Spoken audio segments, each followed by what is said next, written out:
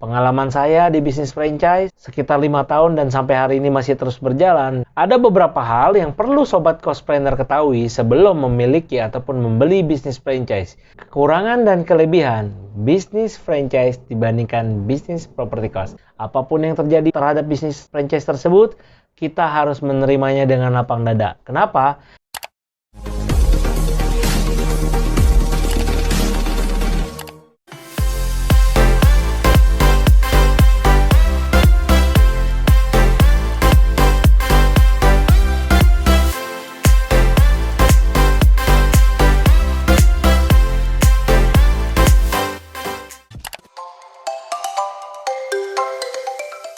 Halo guys, kembali lagi bersama saya Yohan Kenrianto di channel You Business Coach. Video kali ini kita akan membahas mengenai kekurangan dan kelebihan bisnis franchise dibandingkan bisnis property cost.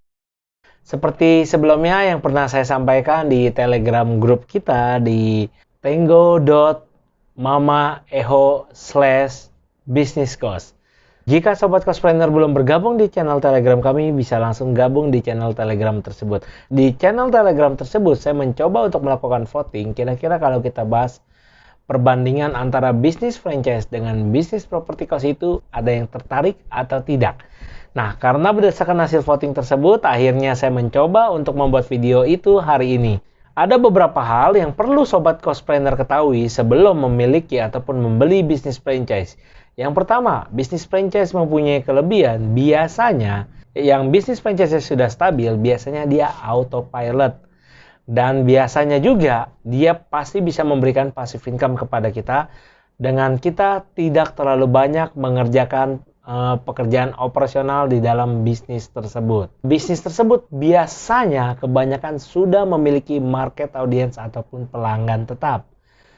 Mulai dari mungkin dari mereknya yang sudah terkenal dan disukai oleh masyarakat, bisa juga produknya yang sudah banyak dikonsumsi oleh masyarakat, sehingga membuat bisnis tersebut menjadi lebih menarik dan mudah untuk mendapatkan uang dan memberikan uang passive income untuk kita.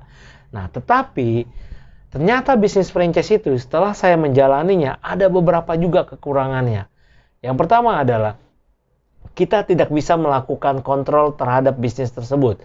Yang dalam arti ini adalah semua bisnis operasional, semua pekerjaan operasional dilakukan oleh pihak franchisor dan kita hanya bisa menerima laporannya saja. Pengalaman saya di bisnis franchise sekitar 5 tahun dan sampai hari ini masih terus berjalan, biasanya kita hanya bisa berpasrah diri saja. Apapun yang terjadi terhadap bisnis franchise tersebut, kita harus menerimanya dengan lapang dada. Kenapa? Karena kalau kita komplain pun biasanya tidak didengarkan. Dan jika komplain kita terlalu banyak, akhirnya kita bisa diputus kontrak. Nah, ini juga suatu hal yang buat kita karena tidak bisa mengontrol bisnis tersebut yang menjadi salah satu kekurangannya. Sehingga kita sangat bergantung terhadap franchisor tersebut. Yang ditakutkan adalah bisnis franchise-nya ternyata tidak baik ataupun bermasalah. Nah, pastikan Sobat Cospreneur sebelum mengambil bisnis franchise, cari tahu terlebih dahulu latar belakangnya dan dengarkan cerita-cerita dari teman-teman yang sudah bergabung di bisnis franchise tersebut. Selain itu, kekurangan di bisnis franchise adalah kita harus mengeluarkan modal yang sangat tinggi sekali dan besar di awal. Saya pernah mencoba untuk mencari pendanaan di bisnis franchise dan sangat sulit sekali, terutama apabila franchise yang ingin kita ambil itu bisnisnya belum terkenal ataupun tidak dikenal oleh masyarakat maupun investor kita. Nah, kemudian kita juga harus membayar royalti atas pengelolaan ataupun jasa manajemen dari si franchisor kepada bisnis franchise yang kita beli ataupun lokasi yang kita beli. Nah, pastikan juga Anda memahami lokasi bisnis franchise Anda itu sudah tepat dan Anda pastikan juga sudah melihat tempat tersebut. Kesalahan yang sering saya alami secara pribadi adalah saya pernah membeli bisnis franchise dan saya tidak tahu sebenarnya lokasinya itu ada di mana. Yang penting saya bayar aja ikutin kata teman saya. Nah, ternyata setelah seiring waktu berjalan, wah ternyata banyak problem. Akhirnya kita menambah biaya operasional tambahan karena waktu ingin menuju lokasi, lokasinya sangat jauh sekali dan menghabiskan biaya transportasi. Nah, ini juga menjadi sebuah pertimbangan kenapa saat ini saya tidak terlalu berfokus lagi kepada bisnis franchise tetapi mulai memasuki bisnis property cost.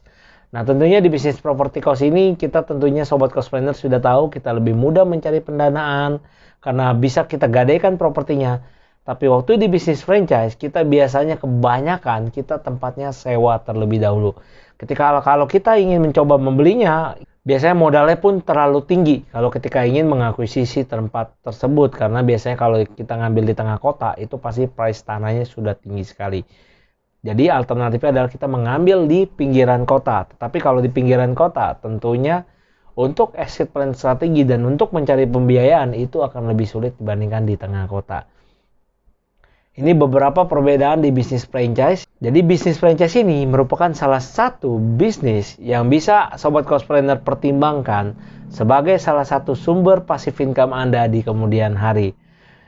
Jika Anda ingin mempelajari bisnis property cost dan tentunya saran saya belajarlah juga untuk cara mengelola bisnis property cost tersebut. Jika tidak, kita akan menyerahkannya terhadap operator cost, maka Anda akan mendapatkan beberapa keuntungan seperti bisnis franchise yang pasti sudah autopilot karena sudah dikelola operator. Tetapi jika ada kendala, maka Anda pun tidak bisa melakukan sesuatu karena Anda terikat oleh kontrak dan semuanya harus dikerjakan oleh operator.